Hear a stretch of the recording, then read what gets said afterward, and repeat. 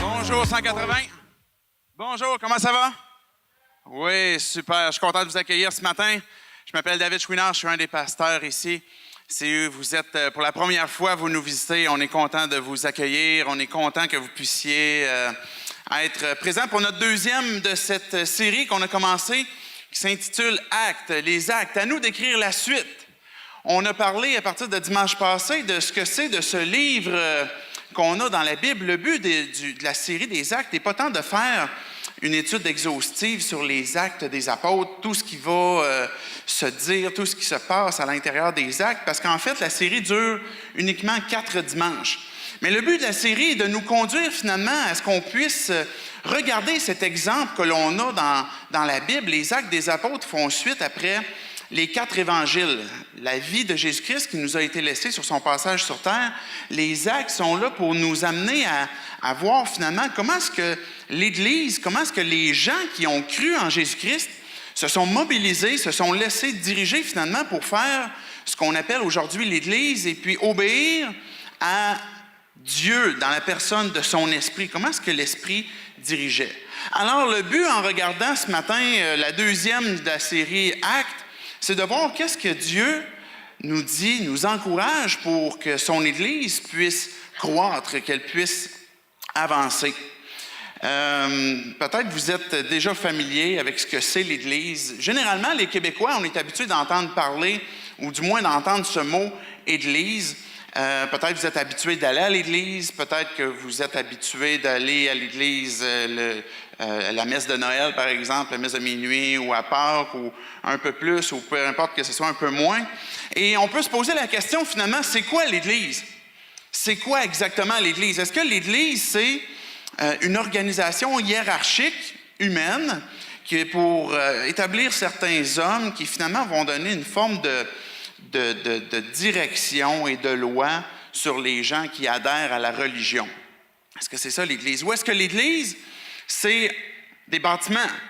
Au Québec, on en a plein. Ici même dans Limoilou, à Québec, on est capable de voir au Québec plusieurs grosses églises avec des clochers. Et puis, est-ce que c'est ça l'Église? Est-ce que l'Église, c'est un bâtiment, un lieu de rassemblement qu'on peut dire, OK, maintenant, ça, c'est l'Église.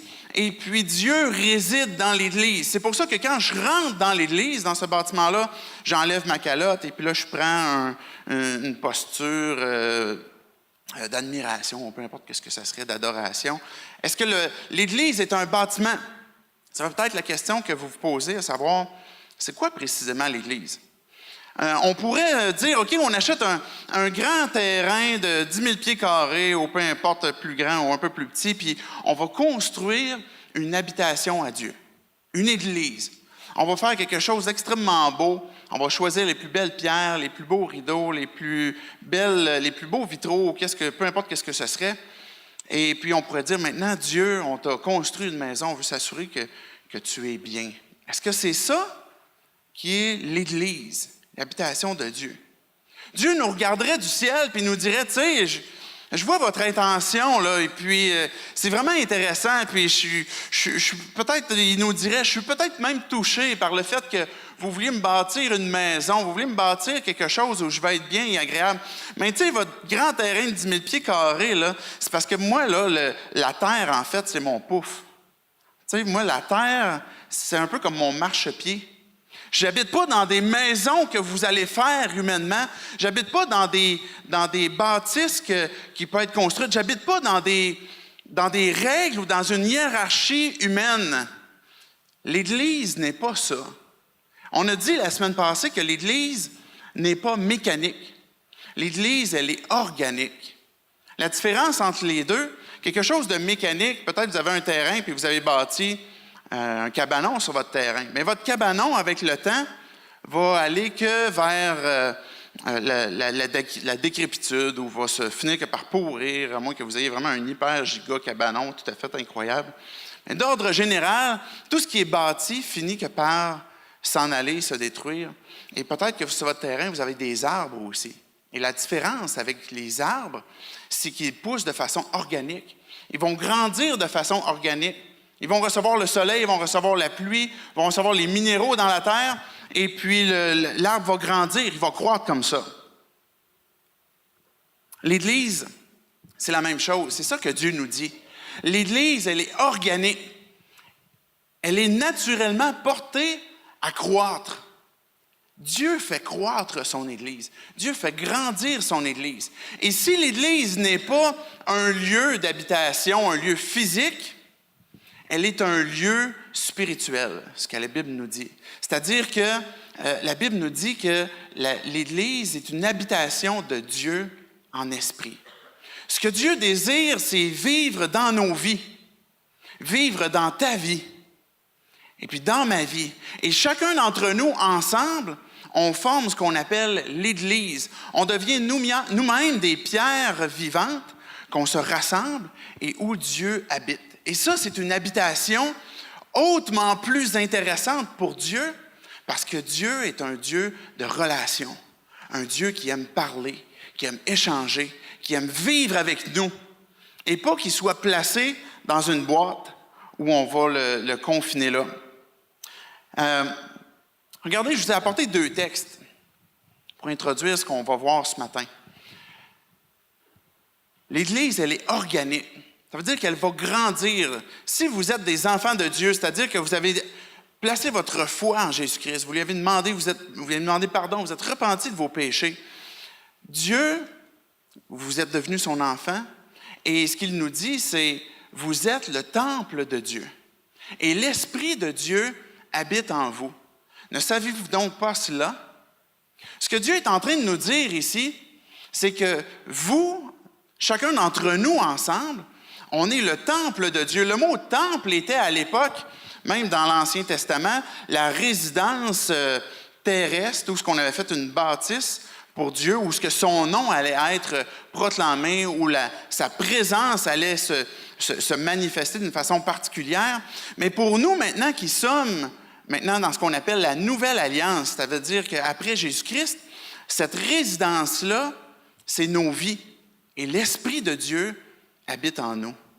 Si vous êtes un enfant de Dieu, si ce matin tu appartiens à Jésus-Christ, ce que Dieu nous rappelle, c'est « je vis en toi ».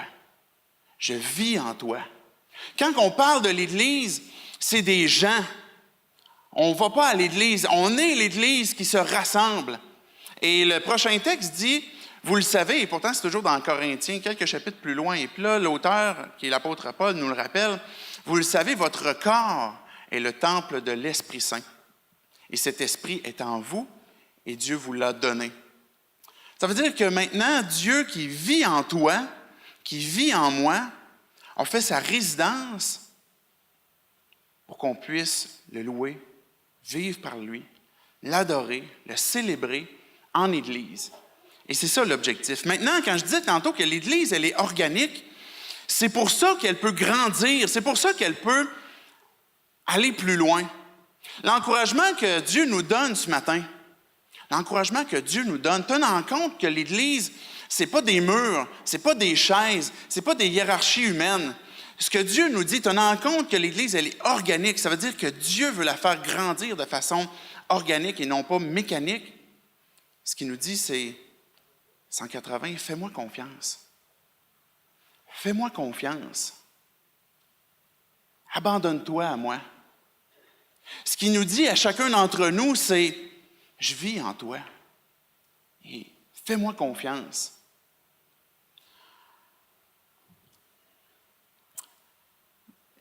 Je vous ai montré la semaine passée un cycle que l'on voit dans les actes. Et je ne veux pas le rappeler tout en détail, mais c'est un cycle que l'on voit dans les actes des apôtres qu'on appelle un cycle de croissance, le cycle dans les actes, qui est une croissance organique. Quand on lit, par exemple, les actes des apôtres et qu'on regarde finalement la vie des premiers croyants, ceux qui suivaient Jésus-Christ, puis qui avaient abandonné leur vie à lui, qui avaient reçu sa vie, mais on voit qu'à plusieurs reprises, il y a des moments où on commence tout en haut, numéro 1, où le peuple de Dieu, l'Église qui se rassemble, cherche la face de Dieu. Elle recherche la volonté de Dieu. Et ensuite, quand que l'Église prie, quand on prie puis qu'on parle à Dieu, Ce n'est pas un message qu'on laisse sur le répondeur, mais c'est une discussion que l'on a avec Dieu. On lui soumet des questions, on écoute ses réponses, on attend. Des fois, on demeure en silence, puis après ça, l'Esprit parle. L'Esprit appelle, qui est le numéro 2. Et là, l'Esprit va appeler son Église à dire, maintenant, j'ai quelque chose pour toi. Pendant 1 an, vous vous êtes organisés, vous vous êtes placés, et puis c'est ça que je désirais, vous vous êtes implantés, et puis maintenant, j'ai une direction pour vous, 180, dans la 2e année, dans les prochains mois, dans les prochaines semaines. Et quelle est cette direction-là maintenant? On peut former toutes sortes de plans, on peut former même individuellement toutes sortes de projets, toutes sortes d'entreprises. Mais à quoi est-ce que Dieu t'appelle? À quoi est-ce que Dieu nous appelle? Quels sont ses plans à lui? Étant donné que l'Église est une habitation de Dieu, qui est l'Esprit qui vit en nous, c'est lui qui conduit. Et quand l'Esprit appelle, maintenant on a 2 choix. Et c'est surtout sur les 2 prochains que je veux insister, c'est-à-dire le numéro 3 qui parle de l'obéissance ou la résistance, puis après ça, la conversion ou l'endurcissement. Peut-être qu'on pourrait changer le mot conversion par changement d'attitude ou changement de direction. Quand l'Esprit nous appelle, il est en train de placer quelque chose devant nous, une croisée de chemin, une décision que l'on a à prendre, quelque chose qu'il nous a révélé, et puis qui nous dit maintenant, 180, voilà ce que je m'attends de toi. Ou qui te dit à toi, David, voilà ce que je m'attends de toi, voilà ce que j'aimerais que tu fasses. Et puis pour que ce cycle de croissance puisse s'opérer, il y a un choix que tu as à faire. Parce que Dieu, d'ordre général, il ne tord pas un bras. Il nous place devant un choix. Puis il dit maintenant, quel choix tu veux faire? Et ce cycle de croissance va continuer de s'opérer dans la mesure où on obéit à son esprit, où on obéit à ce qu'il nous révèle, à ce qu'il me dit, David, j'ai quelque chose pour toi à te dire, puis il y a un mensonge que tu crois. Il y a quelque chose que je t'ai révélé, il y a des choses que je te dis, puis tu y crois pas. Puis j'aimerais ça que tu changes ta façon de voir sur ça parce que tu y crois pas. Et à cause de ça, ben, tu n'obéis pas, puis tu demeures dans la résistance. Et quand on résiste à la direction que Dieu veut donner à son Église, à nos vies personnellement, bien, comme quelque chose qui est organique peut aussi tomber malade, s'endurcir ou tomber finalement dans la résistance. Si on choisit de dire, OK, Dieu, ce que tu me révèles, je veux y obéir par ta grâce parce que je ne sais pas comment je vais faire. Il y a des choses que je crois, puis j'ai de la misère à les abandonner. Il y a des choses que je fais, puis j'ai de la misère à les abandonner. Mais je te fais confiance. Je m'abandonne à toi. Alors, ce que Dieu est en train de faire, c'est il nous conduit à un changement d'attitude. Et là, l'Église grandit parce qu'elle obéit à la direction. Une Église qui grandit, ce n'est pas plus de pièces, ce n'est pas plus de murs, ce n'est pas un plus grand terrain. C'est des croyants qui, de fil en aiguille, deviennent à la mesure parfaite de Christ, qui ressemblent de plus en plus à leur Maître, Jésus-Christ. Une Église qui grandit, c'est de plus en plus de gens qui, à cause des témoins que sont l'Église, que forment les individus de l'Église, de plus en plus de gens viennent à Jésus-Christ pour découvrir la vie à cause de leur témoignage. Alors l'Église va grandir spirituellement, elle va grandir aussi numériquement, et là, les chrétiens vont se fortifier, on va s'enseigner, on va s'encourager, et après ça, l'Église s'organise et redémarre le processus. Si je reviens au numéro 3 et 4, c'est là le crunch. Il y a un crunch important qui est entre le 3 et le 4, qu'on appelle la foi. La confiance. Est-ce qu'on fait confiance à Dieu? Dieu nous dit, fais-moi confiance. Suis-moi. Je vis en toi. Et est-ce qu'on obéit à sa voix? La semaine passée, je vous avais expliqué que pour regarder les actes, il y a 2 façons qu'on peut regarder les actes des apôtres. On peut tourner dans les actes et puis dire, bien ça, c'est le début de l'Église. C'est un livre qui nous est laissé dans la Bible, à laquelle on peut croire que ces choses-là sont arrivées, mais qui ne s'appliquent plus à nous aujourd'hui, parce que plusieurs choses qui sont à l'intérieur de ça sont impertinentes pour notre Église contemporaine. Alors ça, c'est une façon de voir, et c'est une façon de voir à laquelle j'ai adhéré pendant plusieurs années, que j'ai grandi aussi là-dedans. Une autre façon de voir les actes des apôtres, pour citer Paul qui parle aux Corinthiens, je l'ai cité la semaine passée, ces choses leur sont arrivées, à nous qui vivons dans les derniers jours, qui sommes arrivés à la fin des derniers temps, pour nous servir d'exemple. C'est que l'autre façon de voir les actes, c'est qu'on regarde les actes des apôtres et on lit, puis on dit maintenant, Dieu veut nous donner cet exemple-là pour nous montrer qu'on a besoin de vivre ça, d'appliquer ça, de dépendre de Dieu de la même façon que ces premiers croyants-là pour que son Église puisse grandir. Mais vous savez, j'ai pendant longtemps pas cru ça. J'ai pendant longtemps pensé que la puissance de Dieu, à travers les diverses, par exemple, que ce soit des dons de miracles, que ce soit des guérisons, que ce soit des langues, que ce soit toutes sortes de choses qu'on peut voir dans les actes des apôtres, j'ai pas cru. Autrement dit, j'ai cru que ça s'est passé, mais j'ai pas cru qu'aujourd'hui, on pouvait vivre ça. Jusqu'au jour où Dieu m'a amené une autre perspective. Je vais juste vous montrer un court vidéo pour introduire un peu comment est-ce que je lisais la Bible et comment est-ce qu'il y a ce potentiel encore pour moi, pour nous, de lire la Bible.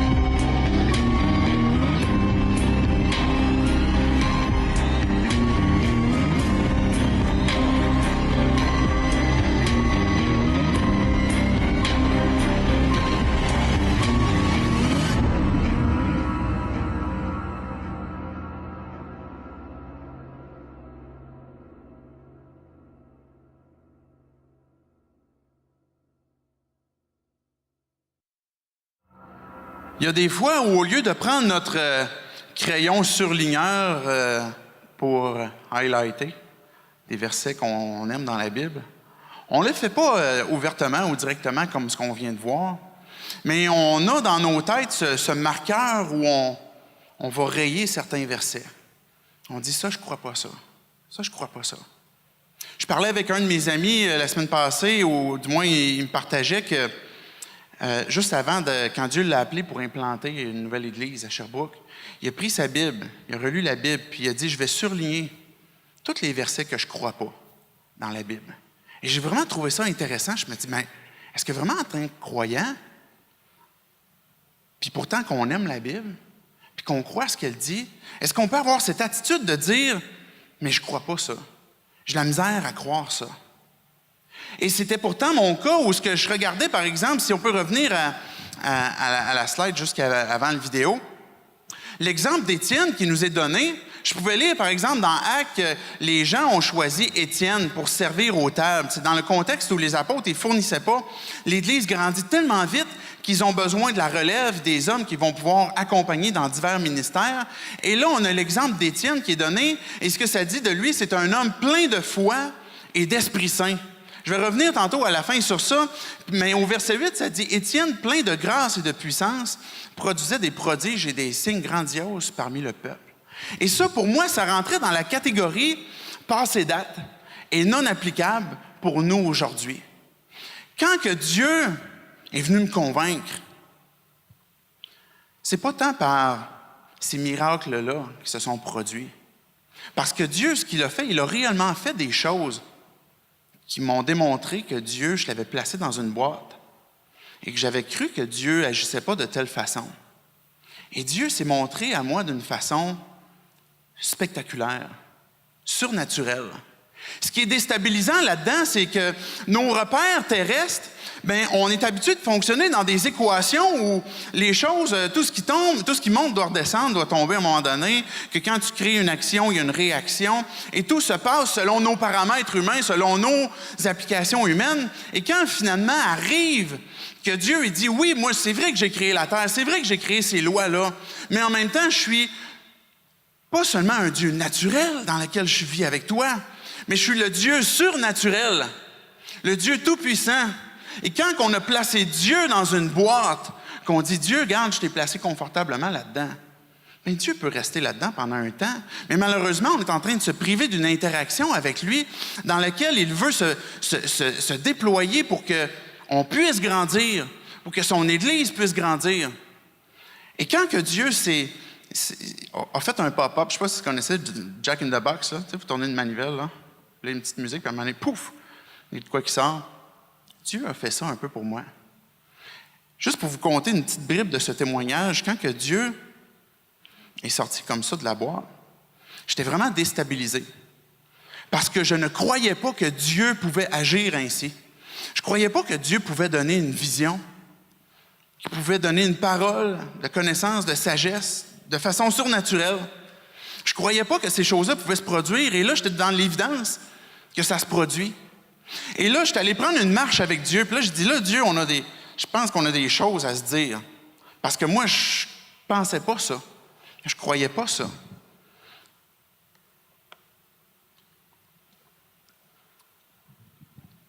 Dieu, je suis convaincu qu'il a utilisé ce moyen pour me déstabiliser, puis pour que je puisse aller marcher avec lui.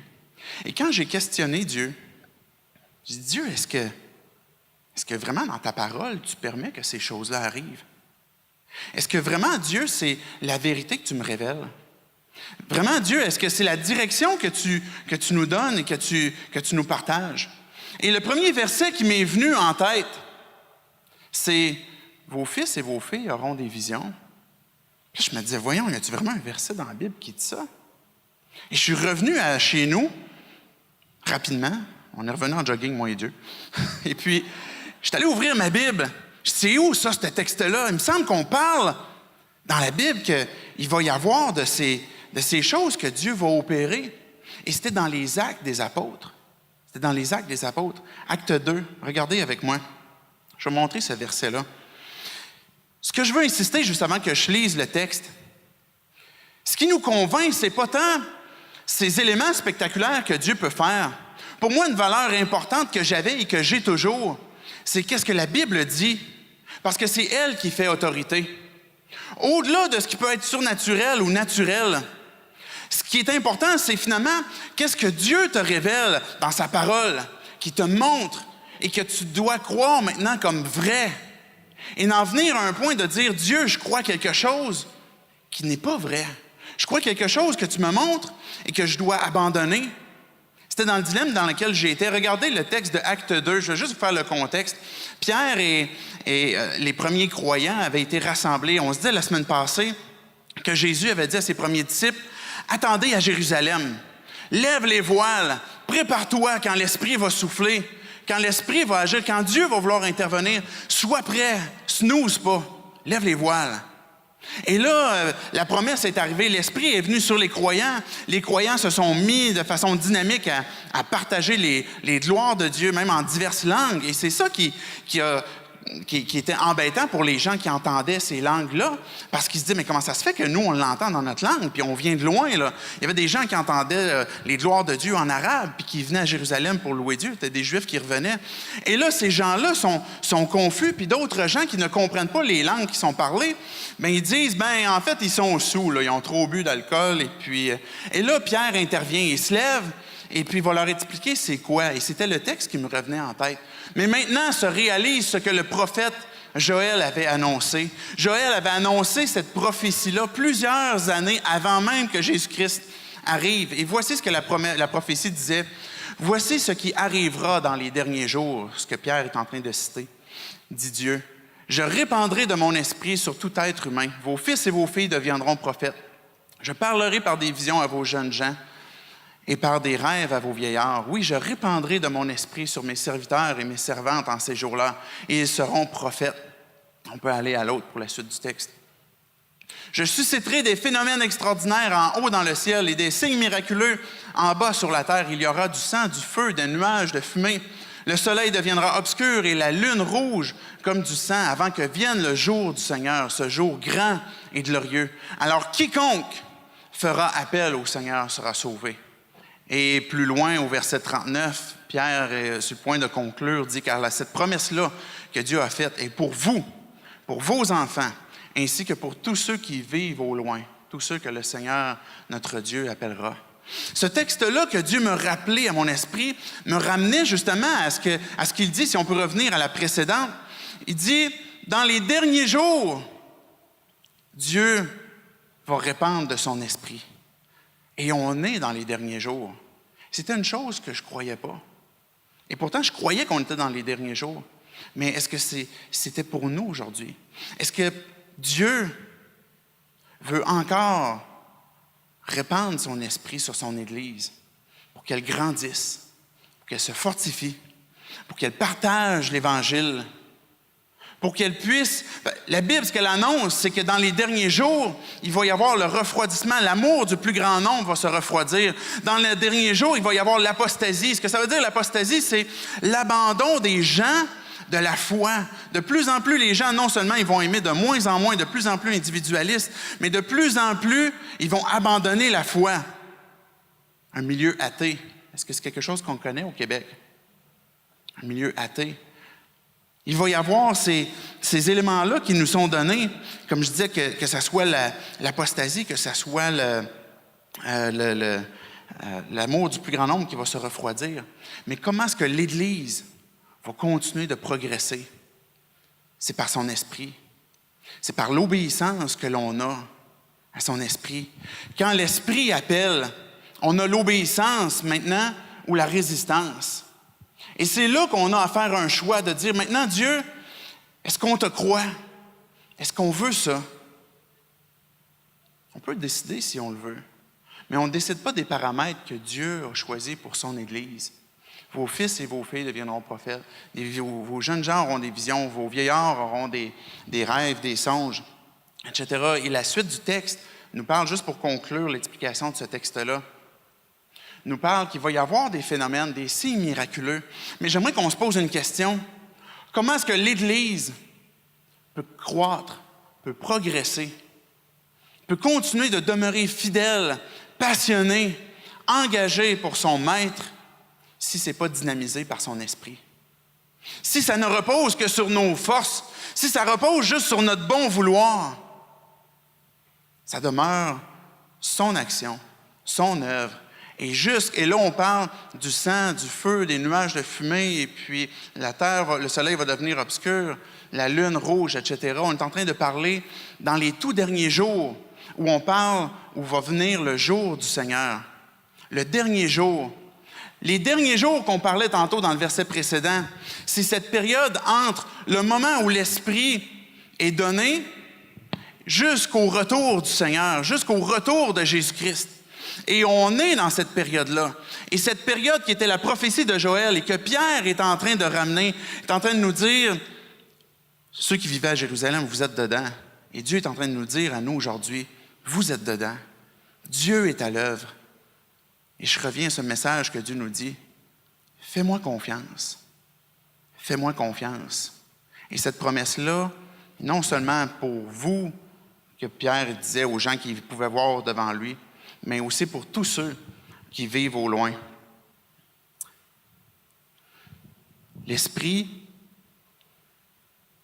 donne une puissance extraordinaire pour être des témoins, un zèle extraordinaire, une passion extraordinaire, un amour profond pour Jésus-Christ.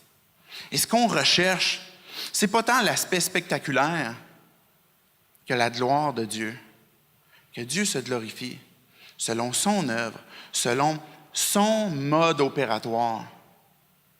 Selon son mode opératoire. Quand une Église entame le cycle où elle cherche la face de Dieu, où l'Esprit appelle, et que là, l'Esprit révèle des vérités, puis que là, il dit, maintenant, Église 180, j'ai une direction pour vous. Et qu'on dit, non, nous autres, on est habitués dans un autre mode opératoire. Nous autres, on est habitués de faire d'autres traditions, d'autres affaires. Non, ces éléments-là, on ne veut pas les oublier, les délaisser, ou on ne veut pas les ajouter. Bien, on est en train, plutôt que d'obéir, de résister. Et on est en train de nuire à cette croissance que l'Esprit, que Dieu veut opérer sur son Église et qui va apporter ces changements de comportement, ces changements de décision. Regardez, je voulais juste apporter une citation de John Piper. John Piper est un pasteur, un grand commentateur, un auteur de plusieurs livres, et il a apporté le commentaire sur Acte 2, les versets 16 à 21, que j'aimais bien. C'est une traduction inspirée, libre et Google en même temps. La fin des derniers jours ne sera pas totalement sombre.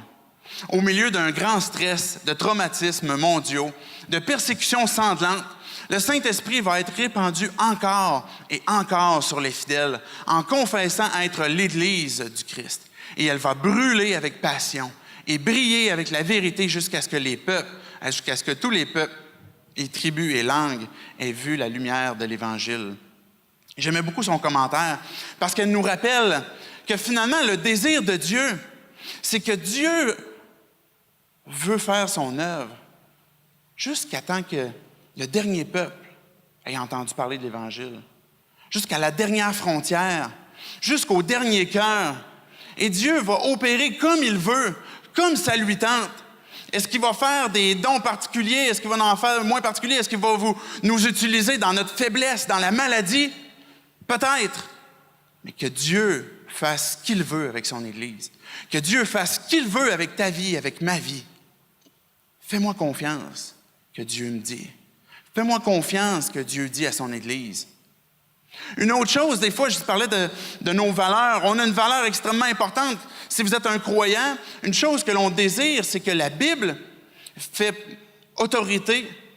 C'est ce que l'on considère comme ce qu'on appelle la parole de Dieu. Et quand on rouvre la Bible, on dit, mais voici ce que Dieu dit. Comme on vient d'ouvrir Acte 2, voici ce que Dieu dit.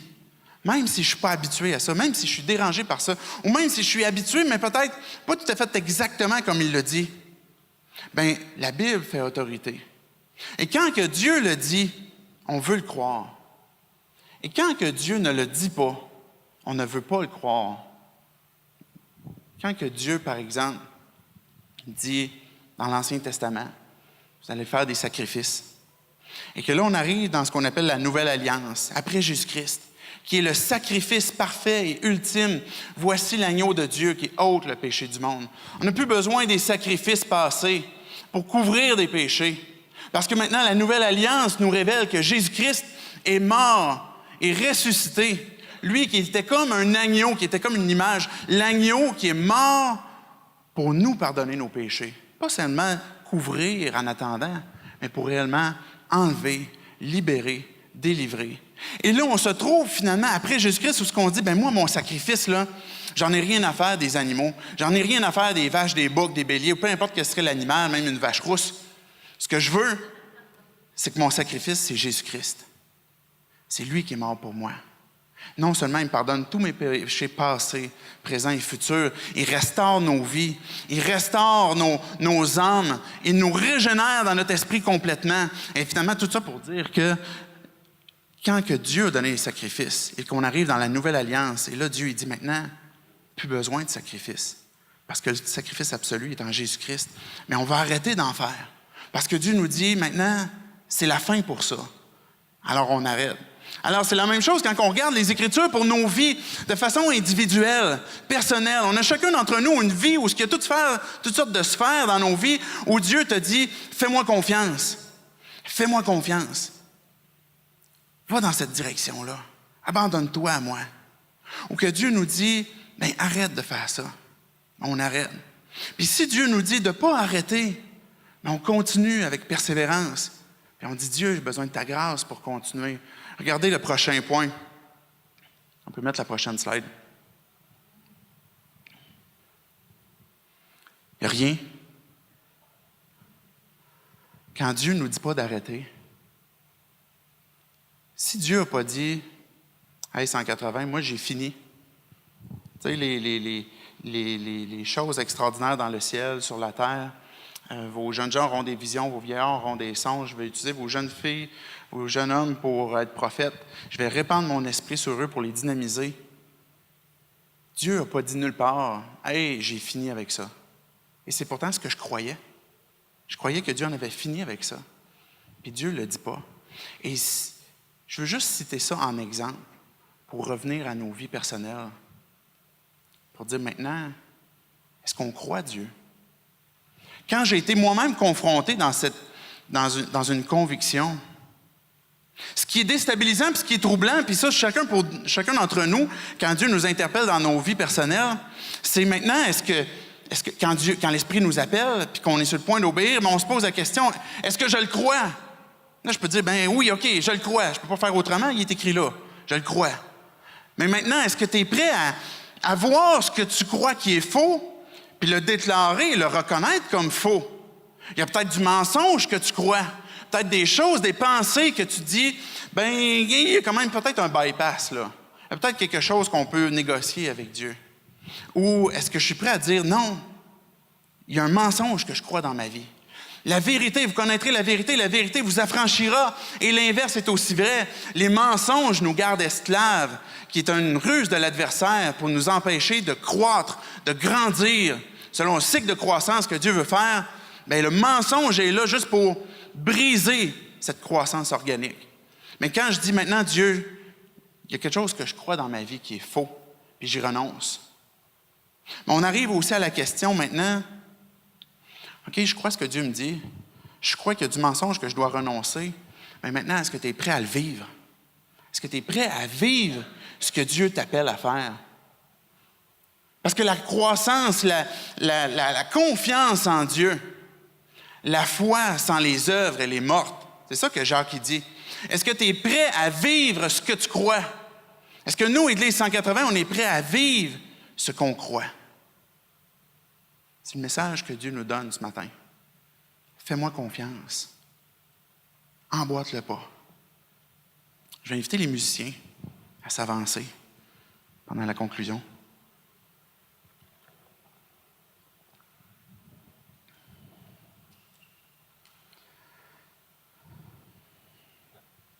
La semaine passée, on disait « Lève les voiles ». Et le défi que Dieu nous lance ce matin, c'est « Laisse-toi porter. Fais-moi confiance. » J'aimerais qu'on puisse revenir au texte que j'ai cité tantôt d'Étienne. Et j'aimerais qu'on puisse prendre le nom d'Étienne pour réaliser cet exemple que Dieu nous donne à travers un individu. Et puis qu'on puisse l'appliquer à nous aussi en tant qu'individus. Quand on regarde les actes des apôtres, on voit la croissance de son Église. On pense en termes d'Église, on pense en termes de communauté, et c'est une bonne chose. Mais la croissance de la communauté commence par cette croissance aussi individuelle. De chacun d'entre nous, cette croissance qui, dans tous les aspects de nos vies, où Dieu nous dit « Fais-moi confiance ». Étienne, il dit, ça dit d'Étienne plutôt, c'était un homme plein de foi et d'Esprit Saint.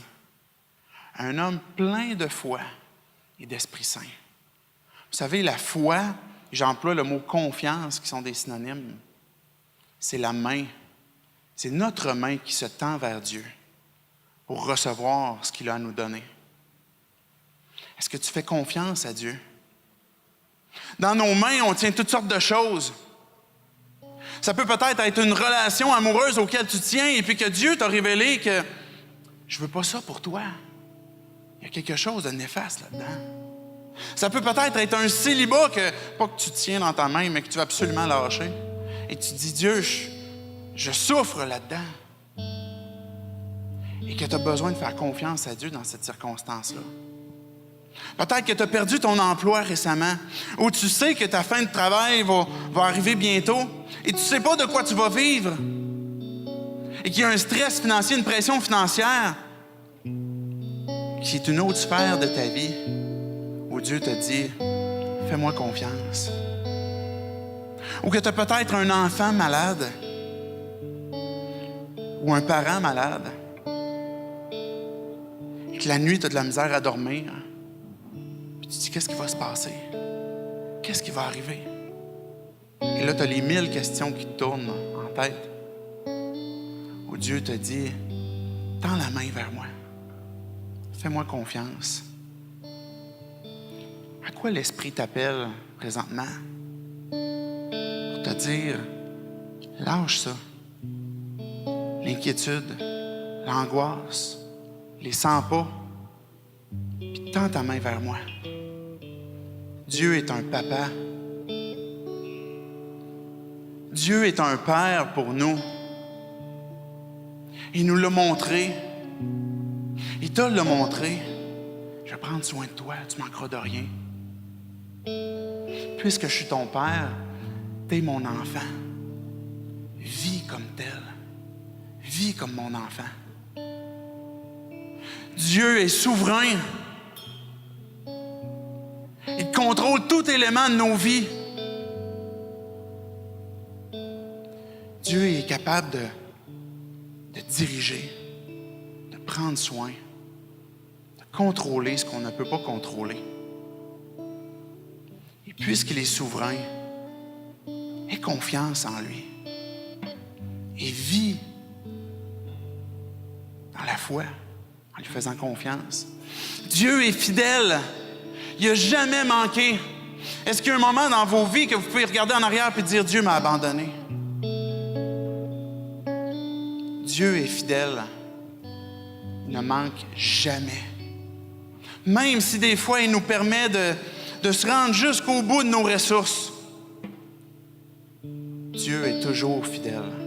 Il a toujours manifesté. Tends la main à Dieu. Étienne, mets ton nom à la place d'Étienne. David est un homme plein de foi et d'Esprit Saint. Étienne n'était pas meilleur qu'un autre. Ce qu'il avait fait comme choix, Étienne, c'est de tendre la main à Dieu et dire, Dieu, je te fais confiance. Je ne sais pas ce que tu vas faire. Je te fais confiance. Je ne sais pas si ça va vous encourager, mais savez-vous, c'est quoi la suite d'Étienne? Il est mort à cause de sa confiance, à cause de sa foi en Dieu. Mais il est mort dans une foi absolue, dans une confiance où il s'est dit, même s'il y a des gens qui prennent ma vie, je regarde encore au ciel et je vois Jésus-Christ qui est assis, qui va m'accueillir. Jamais Dieu va manquer à sa promesse. Jamais que Dieu va manquer à ce qu'il te dit. Tant pour ta vie personnelle que pour notre vie 180. Tendons-lui la main et donnons-lui accès pour qu'on puisse être rempli de son esprit, pour qu'on puisse déborder de lui, que ce soit lui qui te dirige, que ce soit lui qui nous dirige, pas nos bonnes idées, pas nos moyens humains, son mode opératoire.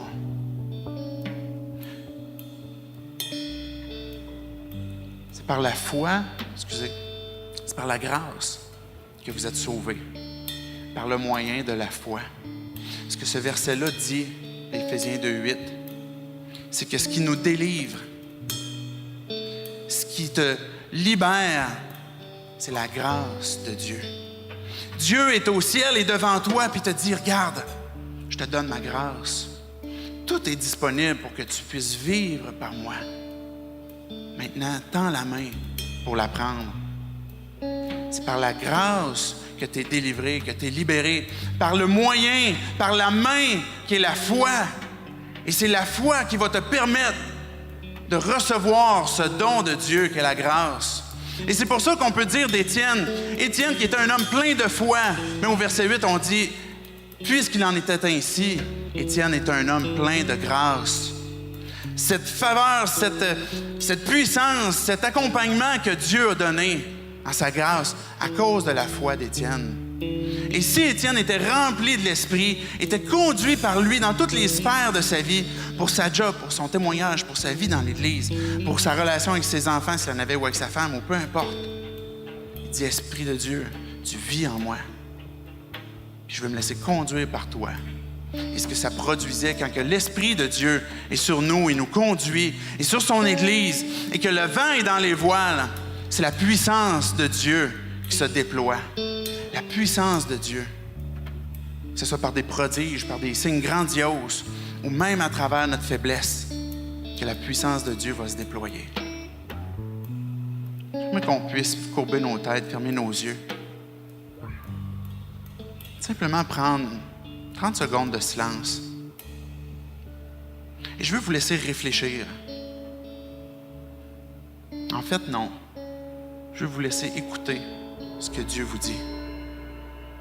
Qu'est-ce que Dieu te dit d'abandonner, d'ouvrir la main pour te la tendre vers lui?